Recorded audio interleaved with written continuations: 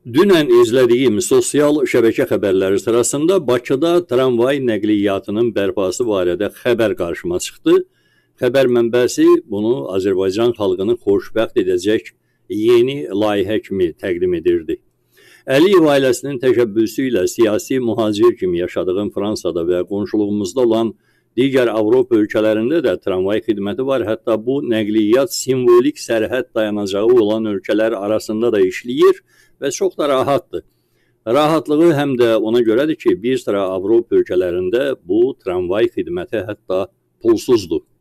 Azərbaycanın Bakı və Sumqayıt şəhərlərində Sovet dövründən tramvay xətləri olub. Həmin tramvay və trolleybus xətlərinin məhv edilməsi barədə qərar İlham Əliyevin hakimiyyəti zəbt etdiyi gündən bəlkə də ilk qərarlarından biri olub.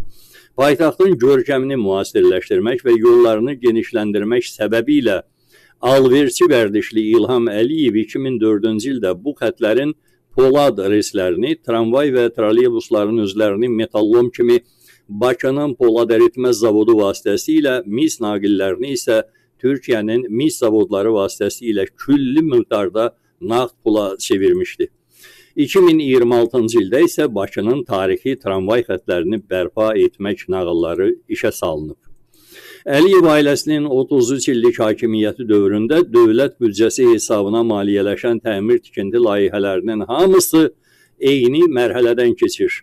Əvvəlcə layihənin icra hesabatı olmur, sonra dəfələrlə şişirdilmiş xərc məbləği ümumi şəkildə səsləndirilir, daha sonra layihə icraçıları korrupsiya ittihamı ilə həbs edilir. Bundan sonra Əliyev ailəsinin hansısa üzvünün yeni biznes obyekti və ya xaricdəki yeni mülk siyahısı xəbərini eşidirik.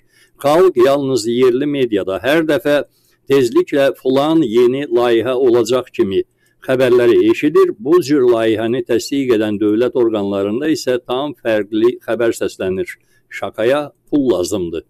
Yəqin ki, gənc nəsil bilməyə bilər, amma Sovet dövründə baxdığımız Hind filmlərinin birindən iqtibas edilən bir ifadədir. Şakaya pul lazımdır. Heç şübhəsiz ki, İlham Əliyev də gəncliyində həmin filmə baxıb və özünü elə həmin şaka kimi təsəvvür edib, elə onun kimi də aparmaq istəyir. Bəlkə də aranızda kimlərsə şakanın və tramvayın bərpası haqqında mövzunun hansı əlaqəsinin olduğunu soruşacaqsınız. Bu tramvay xəttinin bərpası adı ilə səsləndirilən xəbərdə diqqətimi gələcək tramvay xəttinin dayanacaq məntəqələri və tikintinin başlanma nöqtəsi oldu. Belə ki, yeni tramvay xətti paytaxtın 28 may dəmir yolu dayanacağından başlayıb Binəqədi və Mehdiyabaddan keçməklə Bakı-Sibri stansiyasında başa çatır. Amma necə oldusa tramvay xəttinin tikintisinə bu xəttin başlanğıc dayanacağından deyil, xəttin sonuncu Bakı-Sibri stansiyasından başlayası olublar. Bəlkə də İlham Əliyevin 23 illik oğurluq vərdişlərini görməzdən gələnlər bu layihənin icrasına hardan başlanmasının fərqini də görməməyə çalışacaqlar və bu işdə Əliyev komandasının trolları da onları müdafiə etməyə qalxacaq. Amma Azərbaycan xalqının böyük əksəriyyəti milli şakasını çox gözəl tanıyır. Baxmayaraq ki, Hind filmində göstərilən şaka Azərbaycanlıların ironiya ilə təsəvvür etdiyi şakadan bir qədər fərqlidir, daha millidir. Orada özünə görə daha bir ədalətin tərəfdarıdır. Şakaya pul lazımdır ifadəsi isə məqsədli şəkildə təhrif edilmiş satirik obrazdır. Gəlin bunu birlikdə Əliyev komandasına və onun troll komandasına aydın şəkildə açıqlayaq ki, əmin olsunlar, xalqın dövlət başçısına məxsus kreslosu kimi bu xalqın sərvətini də eyni şəkildə uğurlayan və talayan İlham Əliyevi nə qədər mükəmməl tanıyırıq. Bakı şəhərində tramvay və trolleybus xətlərini məhv edəndən sonra paytaxtın yolları tıxacılardan azacıq nəfəs almağa başlayanda İlham Əliyevin tamahkar paytaxt merləri Bakının mərkəzindəki tarixi memarlıq abidəsi olub-olmamasına baxmadan köhnə binaları sökdürüb onların yerində çox mərtəbəli binalar tikdirməyə icazə verdilər. Müqayisə üçün Avropa ölkələrində də paytaxtların artan yaşayış tələbatını təmin etmək üçün paytaxtların yanında məsələn yeni Paris, yeni London, yeni Berlin və hətta Rusiyada da yeni Moskva kimi tikinti layihələri gerçəkləşdirilir. Kənardan bu şəhərlərə baxanda bütün hündür mərtəbəli yeni binalar məhz köhnə paytaxtın qoruyucu və müasir fonuna bənzəyir. Səbəb isə budur ki, Avropa ölkələrində tikinti işləri yüksək peşəkar mühəndis və mimar işçi heyət tərəfindən öncədən planlaşdırılır, yalnız sonra tikinti işlərinə başlanılır. Azərbaycanda isə Əliyev ailəsinin 33 illik komandasında peşəkarlıq və iş təcrübəsi anlayışları əvəzində tayfabazlıq və qohumbazlıq anlayışları üstün olub deyə daha çox oğurluq, rüşvətxorluq və talançılıq istiqamətində peşəkarlıq və iş təcrübəsi üzrə seçilənləri hər kəs tanıyır. Nəticədə isə 23 ildir paytaxt sakinləri və qonaqları hər il eyni mənzərəni sosial şəbəkələrdə paylaşırlar. Hər il payız və yaz mövsümündə adi yağış, qışda isə bir günlük qar yağanda paytaxtın bütün nəqliyyat xətləri iflic vəziyyətə düşür. Adi yağış suyu şəhərdə selə çevrilir, bəzi çökək yerlərdə yaranan yağış göllərində isə sakinlərin hətta boğulması xəbərlərini də eşidirik.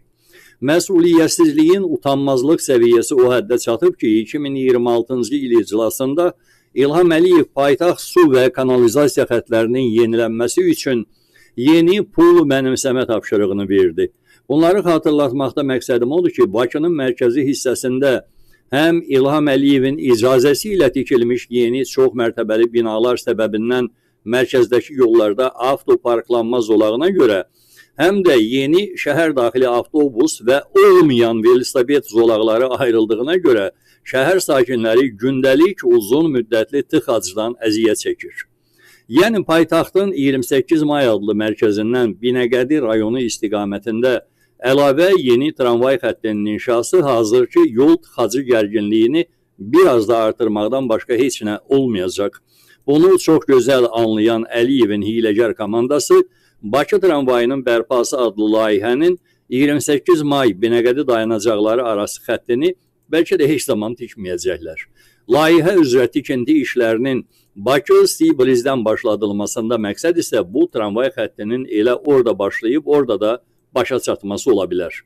Bəs o zaman niyə görə Bakı tramvayının bərpası adlı layihədə paytaxtın 28 may dəmir yolu dayanacağından başlayıb, Binəqədi və Mehdiabaddan keçməklə Bakı-Sibriz stansiyasında başa çatması nəzərdə tutulur. Baxın, tramvay xəttinin tikintisində iki əsas xərc var. Birincisi tramvay xəttinin uzunluğu ilə bağlıdır, ikincisi isə bu xətt üzrə hərəkət edən tramvayların sayıdır və xətt nə qədər uzundursa, deməli tramvaylar arası vaxt intervalı nəzərə alınanda hərəkət edən tramvayların da sayı uyğun olaraq çox olmalıdır. 750 hektar yaxud 7,5 kvadrat kilometr ərazisi olan Bakı-Sibriz layihəsinin uzunluğu ən uzağı 4-5 kilometr ola bilir. Amma 28 may Binəqədi Mehdiabad Bakı-Sibriz dayanacaqları arası ən uzun məsafə 45 kilometrdir. Yəni layihənin ümumi tramvay xətti Bakı-Sibriz ərazisindəki xəttdən ən azından 10 dəfə uzundur. Bu, o deməkdir ki, həmin layihənin ümumi tramvay xəttinin çəkilişinə ayrılacaq xərcin məbləği də Bakı-Sibriz ərazisindəki tramvay xəttinin çəkilişinə ayrılacaq xərcin məbləğindən 10 dəfə böyükdür. Azərbaycan xalqı Əliyev ailəsinin dövründə mətbuatda təqdim edilmiş layihə üzrə tikinti işlərinin çoxunun tamamlanmadığının, hətta xərc məbləğlərinin sənədlərdə şişirdilib, həmin pulların tikinti işlərinin başlanğıcında və ya ortasında icraçılar tərəfindən mənimsənildiyinin dəfələrlə şahidi olub. Yəqin ki, çoxlarınız 20 yanvar körpüsünün layihəsindəki sağ və sol qolları gördüyünüz halda tikinti işləri başa çatandan sonra həmin körpünün şikəst olduğunu, yəni sağ və sol qollarının olmadığını indi də görürsünüz. 20 yanvar dairəsində nəqliyyat hərəkətinin pik saatlarında orada daimi tıxacın yaranmasının səbəblərindən birincisi də həmin körpü layihəsinə ayrılmış pulların mənimsənilməsi və körpünün şikəst halda təhvil verilməsidir. İndi isə bayaq dediklərimi ümumiləşdirim. Əgər Bakı tramvayının bərpası layihəsi üçün paytaxtın 28 may Binəqədi ərazisindəki yollarında əlavə tramvay zolağının yaradılması mümkünsüz səviyyədədirsə, Əliyevin tamahkar mühəndis komandası bu layihəni hiləgərliklə Bakı-Sibriz stansiyasından başlamağı planlayıbsa, Əliyevin əvvəlki tikinti layihələrində tikinti işlərinin yarımçıq icra edilib, xərc üçün ayrılmış pulların mənimsənilməsi vərdişi varsa, bir də layihənin ümumi tramvay xəttinin çəkilişinə ayrılacaq xərcin məbləği də Bakı-Tibriz ərazisindəki tramvay xəttinin çəkilişinə ayrılacaq xərcin məbləğindən 10 dəfə böyükdürsə, o zaman Azərbaycanda hər bir kəs əmindir ki, dövlət büdcəsini talan etməyə 23 illik vərdişi olan İlham Əliyev, Bakı tramvayının bərpası layihəsinə ayrılacaq iri büdcə məbləğini mənimsəmək fürsətini heç zaman əldən buraxmaz. İlham Əliyev bu layihədə Bakının mərkəzinə aid 28 may Binəqədi və Mehdiabad dayanacaqlarının adlarını həm də ona görə qeyd etdirib ki, layihənin vacibliyinin əsaslandırılması mətnin paytaxt sakinlərinin yol hərəkətlərindəki gərginliyi azaltmaq barədə düşündüyünü göstərsin. Əks halda Bakı onsuz da boğaza yığılmış sakinləri ondan paytaxtın əvvəlki tramvay xətlərini məhv etdirib, Bakının Ucqar-Nardaran ərazisində zəruri olmayan yeni tramvay xəttinin tikintisinə başlamasına hiddətlənə bilər.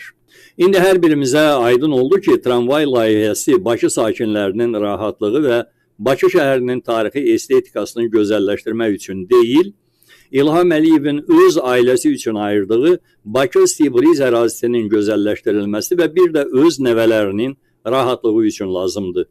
Bu layihənin xərclərini şişirdib oğurlanan pulları isə ən yaxşı halda İlhamın sayı artan nəvələri üçün yeni biznes şəbəkəsinin alınmasına, əks halda isə Bakı-Tibriz ərazisindəki tikinti işlərinə sərf ediləcək. Bu ərazidəki istənilən bina və biznes obyektləri onsuz da Əliyev ailəsinin üzvlərinə aiddir. Bu mövzunun əvvəlində söylədiyim idiomatik ifadəni elə sizinlə birlikdə müəyyən etdik ki, şakaya pul lazımdır. Sovet dövründə göstərilən bu cür filmlər xalqı bir-birinə diqqətli olmağa, zəruri hallarda qarşılıqlı həmrəyliyə öyrədirdi. İndi o cür filmlər də maraqlı deyil, çünki insanları həmrəy olmağa müasir texnologiyalar təhrik edir. Onun nəticəsidir ki, Tunis, Misir, Şri Lanka, Suriya kimi dövlətlərdəki diktatorlar da sonuncu dəfə öz xalqına şakaya pul lazımdır mesajı göndərəndə boğaza yığılmış xalq onları ölkədən qaçmağa məcbur etdi. Bu işlə həmin yerli xalqlar məhz sosial şəbəkələrdə hansısa bir sakinin paylaşdığı narazılığa diktator polislərinin öz başına zorakılıq göstərmələrinə qarşı sadəcə hamılıqla həmrəylik göstərmiş və yekunda diktatorlarından bir dəfəlik canlarını qurtarmışdılar. Sosial şəbəkələrdə hər birinizin adi narazılığınızı diqqətsiz buraxmayın, bəyənin, paylaşın, fikrinizi şərh yerində yazın. Hər bir kəsin narazılıq səsinin bəyənmə, paylaşma, şərh sayı kifayət qədər çox olanda, növbəti paylaşımda mütləq həmrəylik mesajları da olacaq. Həm də nəzərə alın ki, bu şaka o şaka deyil, tamamilə ciddi, şakasız filansız gerçək quldurdur.